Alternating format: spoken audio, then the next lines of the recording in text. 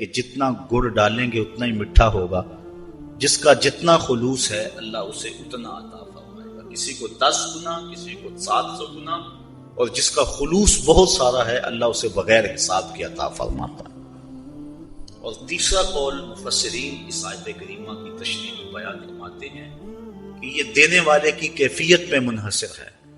کہ دینے والے کی کیفیت اور حیثیت کیا ہے۔ مثال کے طور پہ ایک شخص کروڑ پتی ہے، وہ راہ خدا میں ایک فقیر کو 2 روٹیاں دیتا ہے، اور ایک متوسط حیثیت کا مالک ہے وہ بھی راہ خدا میں 2 روٹیاں دیتا ہے،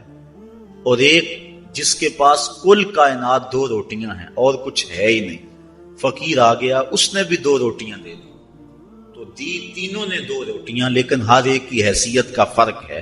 تو پہلے کو اللہ 10 گنا دیتا ہے، دوسرے کو 700 گنا دیتا ہے، اور تیسرے جس نے ساری کمائی لٹا دی اللہ اس کو بغیر حساب کیا تھا۔ تو کہا جس طرح زمین میں کوئی بیج بو تو وہ 700 گنا اس کو اٹھاتے ہو، ایسے ہی میری راہ میں جو تم خرچ کرو گے میں 700 گنا تمہیں عطا فرماؤں گا، اور اللہ چاہے تو 2 گنا کر دیتا ہے۔ اللہ تعالیٰ جل شانہ نے یہاں راہ خدا میں خرچ کرنے کی مثال کھیتی باڑی سے دی۔ امام ترمذی نے روایت نقل کی ہے، آقا کریم علیہ السلام نے ارشاد فرمایا التمسوا الرزق فی خبایا الارض، اپنا رزق زمین کی تہوں سے تلاش کرو۔ تو علماء فرماتے ہیں کہ اس مثال سے یہ ثابت ہوا کہ کھیتی باڑی کرنا بڑی فضیلت والا کام ہے، اور امام قرطبی نے الجامع لاحکام القرآن کے اندر اس آیت کریمہ کی تشریح میں لکھا ہے کھیتی باڑی کرنا فرض کفایہ ہے، اگر ساری قوم یہ کام چھوڑ دیتی ہے تو حاکم کے اوپر لازم ہے کہ وہ کچھ لوگوں کو مجبور کرے کہ وہ کھیتی باڑی کریں، یہ فروض کفایہ میں سے ہے۔ الذین ینفقون اموالہم فی سبیل اللہ، وہ لوگ جو اپنے اموال اللہ کی راہ میں خرچ کرتے ہیں، ثم لا یتبعون ما انفقوا، پھر جس کو خرچ کیا اس کا پیچھا نہیں کرتے، منم ولا اذا، احسان جتلا کر اور نہ اذیت دے کر، جو راہ خدا میں دے دیا سو دے دیا، یہ نہیں کہ اس کے اوپر احسان جتلا کر اپنا کیا دھرا برباد کر لیں۔ من اور اذا ان دونوں چیزوں سے منع کر دیا گیا، احسان بھی نہ جتلایا جائے، اذیت بھی نہ دی جائے، اذیت ذہنی طور پہ بھی کسی کو شاک نہ پہنچایا جائے کہ اس کو کہیں کہ جناب یہ اس کے پاس اب اتنی دولت ہے، ہمارے گھر سے اس کو جاگ لگی تھی، کوئی پوچھنے والا نہیں تھا، ہم نے مدد کی اس کی، تو یہ اس کو اذیت دینے کے مطابق ہے۔ بلکہ حضرت زید بن اسلم رضی اللہ تعالی عنہ فرماتے ہیں کہ جب کسی کو تم نے خیرات دی ہو اور وہ تمہیں بازار میں راستے میں ملے اور آپ اس کو السلام علیکم کہیں تو وہ اس میں بھی ثقل اور بوجھ محسوس کرتا ہو تو کہا اس سے ترک کر دینا چاہیے سلام کہنا بھی، کہ یہ بھی اس کی اذیت کا باعث ہوگا۔ تو آج تو ہم کسی کو خیرات دے کر اس کی غربت کا اشتہار لگا دیتے ہیں، پہلے کہا کرتے تھا نیکی کر دریا میں ڈال، اب ہم کہتے ہیں نیکی کر اخبار میں ڈال۔ نیکی کی اور کسی غریب کو اگر ہم نے خیرات بھی دی، عید پیکج بھی دیا، تو پھر 7-8 اخباروں میں جب تک تصویر نہ چھپے اتنی دیر تک تسکین نہیں ملتی۔ غریبوں کی غربت کا مذاق اڑاتے ہو، تمسخر کرتے ہو، اس انداز سے دو کہ ان کی عزت نفس مجروح نہ ہو۔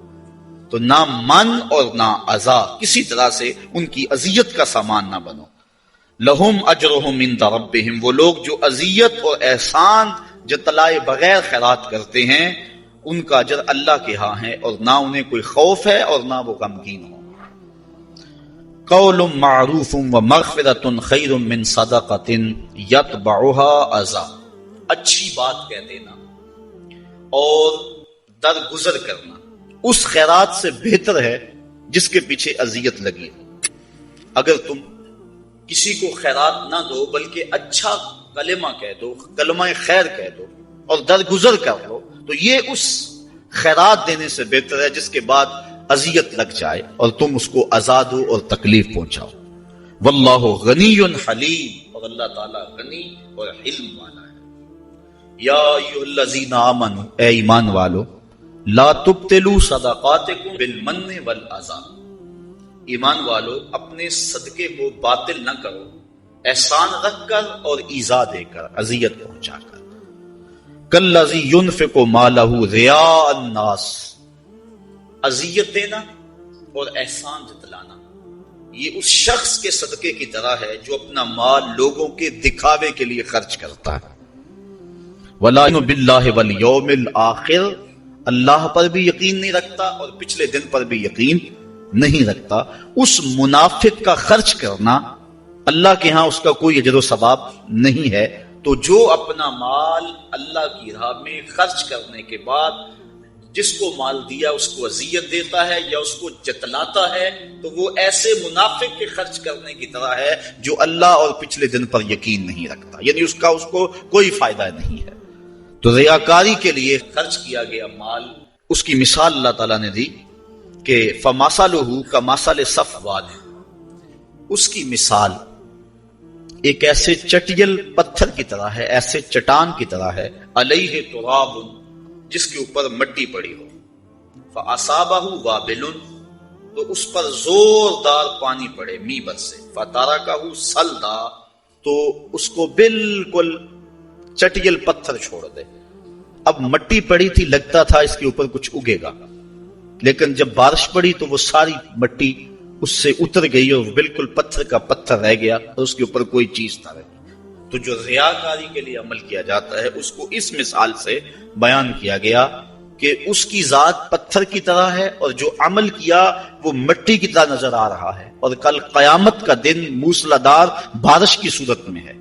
اور اس سے وہ عمل ختم ہو جائے گا، اور جب وہ دیکھے گا تو اس کے پلے کوئی عمل نہیں ہوگا۔ جس کا چٹیل چٹان ہے اور اس کے اوپر کچھ نہیں ہے، تو وہ اپنے نامہ اعمال کے اندر ریاکاری کے لیے جو عمل کیا گیا ہے وہ اس کو نہیں دیکھے گا، اور دیکھے گا کہ بالکل اس کا نامہ اعمال صاف پڑا ہوا ہے اور وہاں کچھ بھی موجود نہیں ہے۔ وہ گمان کرتا تھا میں نے یہ کیا یہ کیا یہ کیا، لیکن یہ بھول گیا تھا کہ سب کچھ ریاکاری کے لیے کیا، لوگوں کے دکھلاوے کے لیے کیا۔ تو کل قیامت کے دن نامہ اعمال میں وہ نیکیاں تلاش کرے گا تو وہ نیکیاں نہیں ملیں گی۔ ریاکاری کو شرک اصغر کہا گیا، کسی عمل کو شرک نہیں کہا گیا ریاکاری کے علاوہ۔ یہ چھوٹا شرک ہے، اللہ کے علاوہ کسی اور کی رضا جوئی کے لیے، کسی اور سے داد لینے کے لیے، کسی اور سے نفع حاصل کرنے کے لیے بندہ عمل کرتا ہے، تو اس کو شرک کہا گیا۔ حدیث میں آتا ہے کل قیامت کے دن ایک شہید، ایک عالم قاری اور ایک سخی، تینوں کو اللہ کی بارگاہ میں پیش کیا جائے گا اور وہ اپنے اچھے اعمال کی اللہ سے جزا چاہیں گے۔ شہید کہے گا میں نے اپنی جان جیسی متاع عزیز تیری بارگاہ میں قربان کر دی۔ اللہ تعالیٰ ارشاد فرمائے گا تو نے اس لیے جان قربان کی کہ لوگ تجھے بہادر کہیں، 100 لوگوں نے کہہ لیا، میرے لیے تو تو نے جان قربان نہیں کی، لہٰذا میرے ہاں تیرا کوئی اجر نہیں ہے۔ پھر عالم کہے گا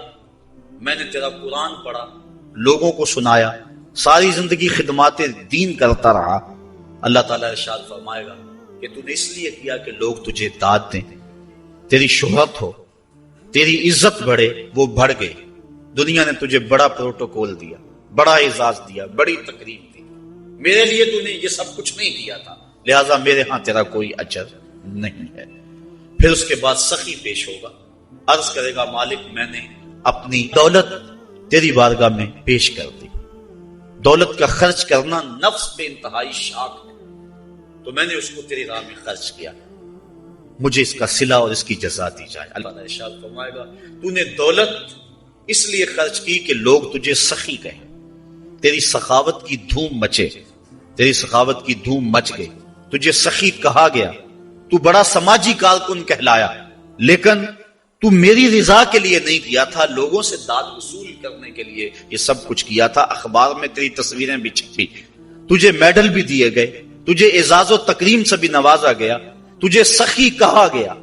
تو نے میرے لیے یہ کچھ نہیں کیا تھا، لہٰذا میرے پاس تیرے اس عمل کی کوئی جزا نہیں ہے۔ تو اس طرح فرمایا کہ سخی بھی، شہید بھی اور وہ قاری بھی جو اللہ کی بارگاہ میں اپنے عمل لے کے پیش ہوں گے، ان کو کوئی جزا نہیں دی جائے گی مومن جو عمل کرتا ہے اس کا مقصد اللہ کی رضا ہونا چاہیے تو اجر ہے، ورنہ پانی کے اوپر لگائی گئی لکیر کی طرح کچھ بھی نہیں ہوتا، وہ عمل ضائع ہو جاتا ہے۔ تو اللہ تعالیٰ جل شانہ نے فرمایا کہ ایسے ہے اس ریاکار کی مثال جس طرح پتھر کے اوپر گرد پڑی ہو اور موسلا دار بارش برسے تو وہ گرد ختم، پتھر کا پتھر۔ اسی طرح وہ سمجھتا ہے کہ میرے نامہ اعمال میں یہ نیکی ہے، لیکن جب قیامت کا دن آئے گا تو نامہ اعمال میں کوئی نیکی موجود نہیں ہوگی، پھر ڈاڈا پچھتاوا ہوگا۔ واللہ لا یہدی القوم الکافرین، اللہ کافر قوم کو ہدایت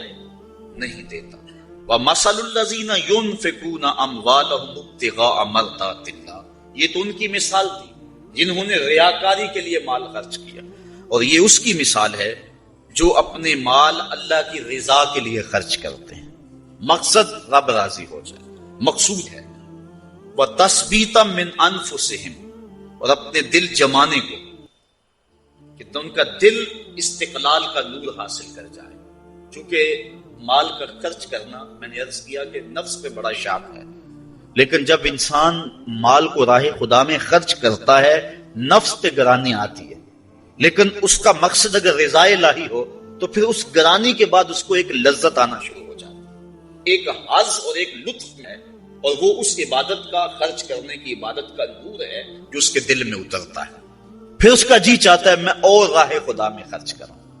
تو پھر وہ اور کرتا ہے، اس کا دل اس کے اوپر اس تشویش کا اظہار نہیں کرتا جو پہلی مرتبہ خرچ کرنے میں اس کے دل نے کہا۔ تیرے بچے چھوٹے چھوٹے ہیں، کاروبار اگر آگے چاہ کے ختم ہو گیا تو پیسے جمع ہوں گے تو کام آئیں گے، یہ ساری دلیلیں جو نفس دیتا تھا اب وہ دلیلیں چھوڑ دیتا ہے، دل تثبیت پا جاتا ہے،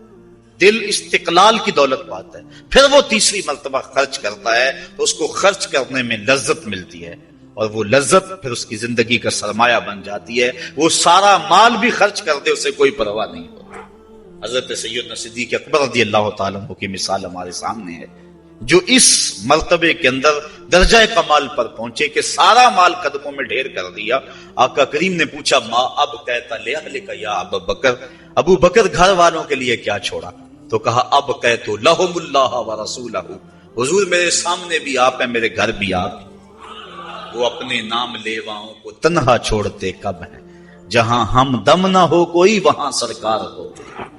اللہ، یہ ہے وہ استقلال۔ جب یہ آیت نازل ہوئی نا من ذا الذی یقرض اللہ قرضا حسنا، کون ہے جو اللہ کو قرض حسنا دے؟ تو حضرت ابو الدہداء رضی اللہ تعالی عنہ حضور کا ہاتھ پکڑا اور عرض کی حضور کیا واقعی اللہ نے ہم سے قرض مانگا ہے؟ اللہ اکبر، کیسی اس کی کرم نوازی، خود عطا کرتا ہے پھر خود کہتا ہے مجھے دو۔ اللہ اکبر، یہ اس کی کرم نوازی۔ غریب کے لیے بھی آزمائش ہے، اس کو غربت دی،